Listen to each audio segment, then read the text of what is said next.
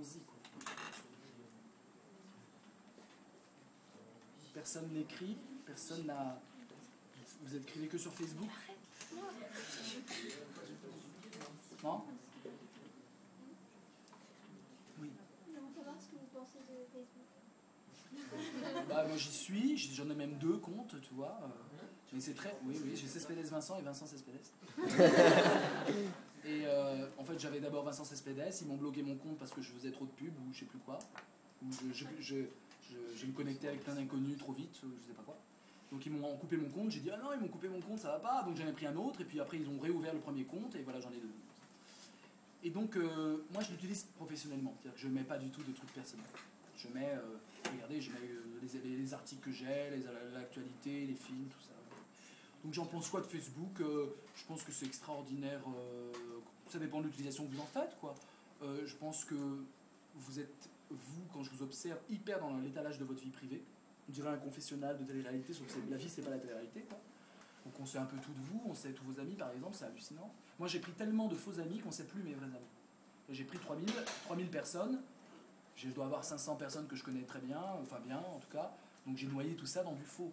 Vous, vraiment, je pense que c'est vraiment vos amis, et en fait, vous savez, dans les dictatures, les fascismes, le nazisme et tout ça, il fallait payer des gens très très chers et faire des enquêtes de plusieurs années pour savoir quels étaient vos amis proches. C'était la vie privée, c'était très compliqué de connaître la vie privée de quelqu'un. Il fallait l'espionner, il fallait demander. Et pourquoi on faisait ça? Pourquoi la Gestapo ou le KGB, par exemple, faisait ça? Parce que pour connaître quelqu'un, il faut connaître ses amis. Si vous voulez vraiment avoir un portrait de quelqu'un, qu'est-ce qu'on cherche à savoir sur quelqu'un quand on est un policier, quand on est un agent secret? On cherche à savoir ce qui pourra le faire chanter en général. À savoir les mauvais trucs. On ne cherche pas les bons trucs. Surtout quand on est de la Gestapo. On cherche à savoir s'il a aidé des juifs à s'enfuir. On cherche à savoir si dans sa famille il y a des juifs. On cherche à savoir s'il est dans la résistance. Tu vois? Donc pour ça, on ne va pas lui demander, parce que lui il va dire non. On pourrait le torturer, mais des fois ça ne marche pas. Donc on va demander à ses quoi? On va demander à quoi? Tu crois vraiment? Bonjour, je suis la Gestapo, on a des soupçons sur machin, toi qui es son meilleur ami, tu peux nous dire un peu les sales trucs que tu as sur lui? Tu crois vraiment que c'est comme ça que... Les ennemis? Ouais, ses ennemis, mes ennemis, c'est des ennemis, donc ils n'ont pas d'infos. À se faire passer pour un ami. Comment? Ah ouais, là t'as un filtre, ça s'appelle infiltrer un milieu, ça demande 5 ans ou 4 ans. T'infiltres un milieu de la drogue, t'en as pour 2 ans, t'es infiltré, alors si tu te fais griller, t'es mort. Oui, en général, ouais, tu vires parce que c'est quand même très compliqué. Non, comment il faisait pour avoir des infos bien méchantes sur quelqu'un? Une famille? Savoir sa sexualité, savoir ce qu'il préfère, c'était ça les infos méchantes. Les ex, alors qu'ils sont très en colère, ouais le salaud! Mais ils peuvent mentir, et puis oui, non, c'est pas mal les ex, ça marche. On fait croire aux amis que quelqu'un leur a fait une trace ou quoi, je sais pas. Ah non, ils sont malins. Non, tu demandes pas aux amis, tu demandes aux amis d'amis. Eux, ils ont toutes les infos sur cette personne, mais ils la connaissent pas, ils chercheront pas à la protéger. Donc si ce mec-là a 10 meilleurs potes, tu demandes aux 10 meilleurs potes des 10 meilleurs potes, tu demandes à 100 personnes. Il faut questionner, cuisiner 100 personnes qui ont entendu vraiment parler de lui parce qu'il est proche, mais ils n'ont pas à le défendre. Et peut-être qu'ils sont peut-être jaloux en plus. Ils sont peut-être jaloux. Parce qu'ils ont un ami en commun et peut-être que... Donc on y va, vas-y, qu'est-ce que tu connais sur... Ah oui, il paraît que, tu notes. Puis il y en a un qui dit il paraît que, puis il donne 2-3 infos en plus. Puis après 2-3 infos en plus. Tu recoupes toutes les infos. C'est un métier à temps plein. C'est des années d'enquête. Vous, en 2 clics de souris, on accède à vos amis d'amis. En 2 clics de souris, on sait qui vous êtes. On connaît vos goûts, on connaît toute votre enfance et votre adolescence, ça va être archivé à vie. Donc là, on est en démocratie. Non mais, du calme.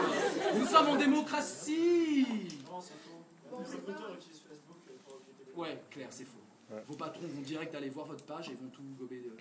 Et si vous bloquez, il demandera à un collègue de le faire. Donc effectivement, vous êtes grillé, c'est fini. On sait si vous êtes un glandeur, on sait si vous êtes « Salut, je suis sorti en boîte, c'était génial » ou au contraire, quelqu'un qui a vraiment de l'esprit, qui fait des phrases littéraires. Je ne sais pas votre métier plus tard, mais en tout cas, tout est déjà archivé. Donc, on est en démocratie quand même. Le pire quand même, à part des patrons peu scrupuleux qui vont fouiller dans votre vie privée et que vous étalez à tout le monde, le pire, c'est que vous ayez des publicités ciblées. Genre, j'adore le surf, aujourd'hui je suis allé au surf, et pop, vous avez des pubs comme par hasard de super planche de surf, achetez le plan. C'est pas tellement grave. Mais le problème d'une démocratie, c'est que ça peut toujours tomber en dictature. On l'a vu en Allemagne en 1933. Démocratie, démocratie. 5 millions de personnes apolitiques. Vous savez, ceux qui disent tous pourris, tous les mêmes. 5 millions qui votent pas, ouais, tous pourris. Tout d'un coup, il y a un hystérique. Ouais, star du rock à l'époque, c'est Hitler. Genre, nous sommes la race élue. Alors, le petit boutiquier, la petite nana, ouais, c'est vrai. Il y a des ennemis à l'intérieur qui me veulent du mal. Oh là, j'ai peur, oh, c'est bon. Ah, la vie devient intense. Moi qui avais une petite vie comme ça, oh, ça devient intense.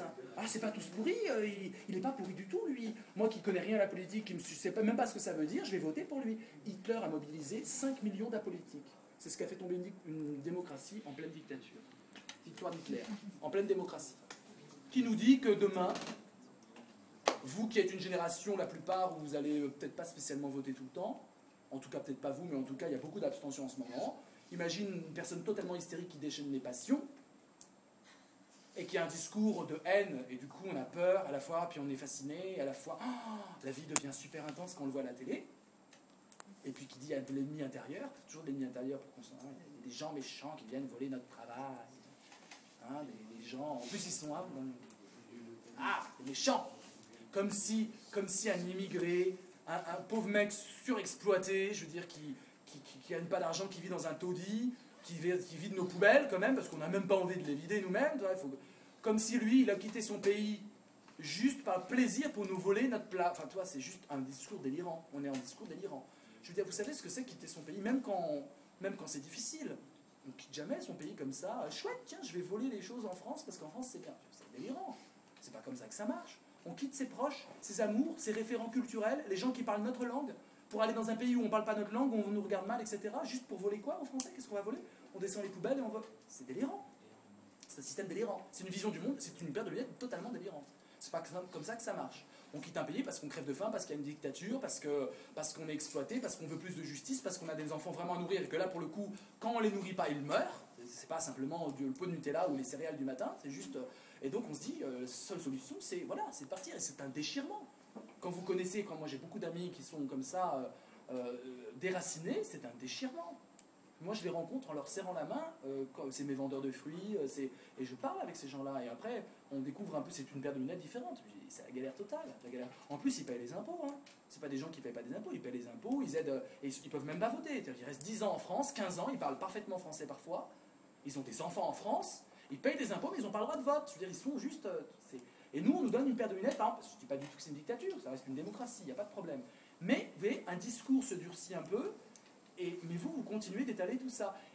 Il se trouve que ça peut changer. Et si jamais on tombe en dictature et qu'on désigne un bouc émissaire, toute votre vie va être archivée. Je veux dire, l'Allemagne nazie qui cherchait la chasse aux juifs, avec Facebook, elle était, mais alors pas besoin de faire les enquêtes que je vous racontais, 100 personnes pour comprendre une personne, ça se fait tout seul. Je veux dire, le réseau d'amis, vous l'affichez sans aucune honte, vous avez vos meilleurs potes. Vous prenez même pas un pseudo. Il y en a quelques-uns qui prennent un pseudo, mais vous, c'est vraiment votre nom, votre prénom. Vous faites des rapports de flics à longueur de journée. Vous remplissez des rapports policiers, vous-même, comme les petits de la télé-réalité adorent avoir des caméras qui, tous les jours, les filment. Parce que c'est ce qu'on vous montre. C'est super d'être dans un casting permanent. Ça s'arrête jamais. Même jusque dans les chiottes, il y a une caméra, même partout. Caméra, et c'est génial, et c'est comme ça qu'on réussit, c'est ça qu'en tout cas qu'on donne à manger à vos enfants, à vos petits frères, à vos petites sœurs. On donne à manger l'idée que être filmé tout le temps c'est génial.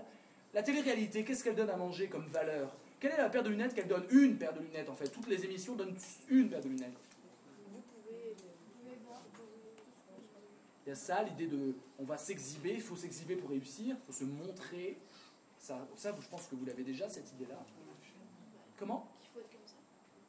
Oui, mais quoi? Comment? C'est quoi le comme ça? Qu'est-ce que la télé-réalité nous donne comme code de conduite à adopter? En tout cas, à vos petits gamins, je suis fou, à vos petits frères et petites sœurs qui vont en manger pendant 15 ans. Parce qu'ils vont en manger pendant 15 ans. Pendant 10 ans. Télé-réalité, ils vont là, ils vont participer, et les lunettes vont venir. Être parfait. Être parfait, non, ils sont jamais parfaits. En réalité, ils sont jamais parfaits parce qu'il y a un jury qui les frappe. Ça pourrait être vous. Non, c'est pas... Mais quel comportement on veut que les candidats aient? S'identifier aux gens. Ils sont tapés dessus quand ils s'énervent. Hein.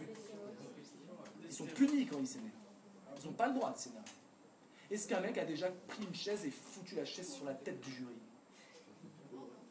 Vous mettez des vrais jeunes et vous leur parlez mal quand on en parle comme ça, ils déchirent le jury. Ils déchirent le jury. Vous mettez 15 jeunes athlétiques sur une île déserte Et il y a les mecs qui te filment. Reste en équilibre pour survivre dans l'île. C'est vachement utile pour survivre, tenir en équilibre comme un blaireau sous le soleil. Mais tu déchires tout. T'entends une voix qui dit fais du mal à machin et t'auras de l'argent. D'où tu parles? C'est pas la vraie jeunesse qu'on montre. C'est quoi qu'on montre? C'est quoi qu'on montre? Quel est le modèle d'une fausse jeunesse, d'une jeunesse trafiquée qu'on montre aux gens, aux petits enfants d'aujourd'hui? Les trucs américains. Non, ils sont pas spécialement américains. Ils chantent en français, ils parlent français. Une jeunesse qui veut... Qu'est-ce qu'on montre comme modèle de la jeunesse? C'est-à-dire que le petit gamin de 8 ans, il dit « Ah, ce sont des jeunes de 20 ans. Ah, c'est comme ça qu'ils font et c'est comme ça qu'ils réussissent. » Le premier, le gagnant, il a fait ça et ça et ça. C'est quoi le ça et ça et ça? Quel est le modèle que l'on montre aux jeunes? Hein? Ouais. Hypocrisie absolue. Première règle. Plus t'es un salaud fini, quelqu'un qui va dire « Je t'adore » et « Je t'élimine », plus tu réussis. C'est-à-dire que toute solidarité doit être factice. C'est juste faire semblant. On est les meilleurs amis du monde, nous sommes les rouges contre les jaunes, etc. Et on va tous s'entretuer. Il n'y en aura qu'un qui, à la fin, désolé, t'as perdu. On se bat en groupe solidaire pour avoir plus de fruits le soir. C'est ridicule. Vous mettez des vrais êtres humains là-dedans. On a une corbeille de fruits, nous les jaunes, on a eu que ça veut rien dire. Nous les jaunes, on a gagné des fruits. Qui a faim? Qui a faim? Qui a faim? Je crève de faim, mais toi, tu es carrément comme ça. Bon, vas-y, peut-être qu'on peut partager. Non, là, il faut pas. C'est la règle du jeu. Et on respecte toujours la règle du jeu dans la télé-réalité. Toujours. Il n'y a jamais quelqu'un qui remet en question la règle du jeu. C'est pourtant des jeunes qui ont apparemment du cran.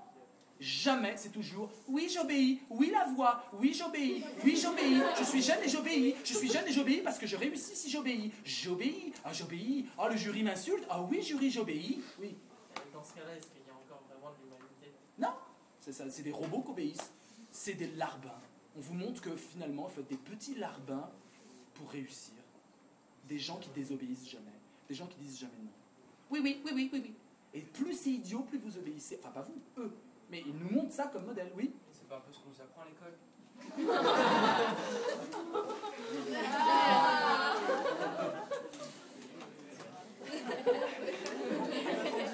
Alors,